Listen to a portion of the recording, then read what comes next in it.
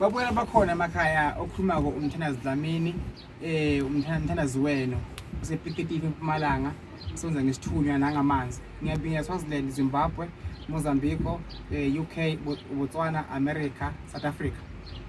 Babona bakhona emakhaya akukho ok10 engingakusho namhlanje, kodwa engifuna ukukudlulisa ukuthi masibuyeleni kule mpilo yakudala esakhuliswa ngayo. Umuthi uyasebenza, isihosho siyasebenza, umthandazo, umkhuleko unamandla futhi uyasebenza. Ukungena emanzini ephomeni kuba khona umehluko, ukungena ezibeni ukhona umehluko, ukuzila ukhona umehluko, impepho yawenza umehluko, isinefu sawenza umehluko, in other words ukuphahla kuyawenza umehluko.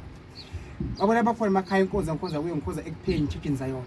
Ngiyafisa ukunisiza, ngiyafisa babambisane. Ngithanda ukubonga kakhulu laba ngilandela kakhulu kuma channel YouTube lena ebhalwe ukuthi MTHANDAZI Dlamini, ngoba sengingene kuyo kakhulu ebhalwe DR la MTHANDAZI sengayiya because khona abantu abangihambela phambili bagcina bahlakaniphile kanti idlozi izobalimaza bangakubuki lokho.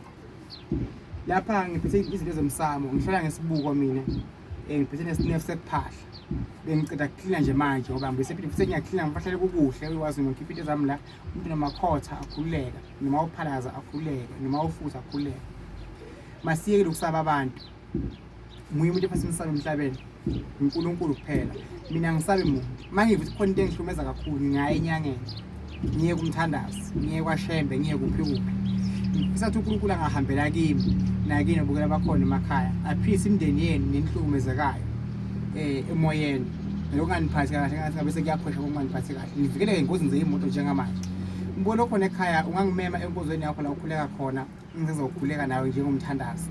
Ngiyaprofetha, ngiyaboniswa, ngisho inkinga, amandla enginawo angangabazi. Ithi ingoma kanti indlela engayithola. Nami ngeke ngibuze ukuthi yini le engayithola ngibuke lokho khona ekhaya.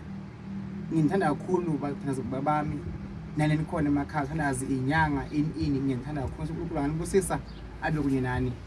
Inkosi inibusise kulabo khona emakhaya. I love you. Thank you very much. Hallelujah.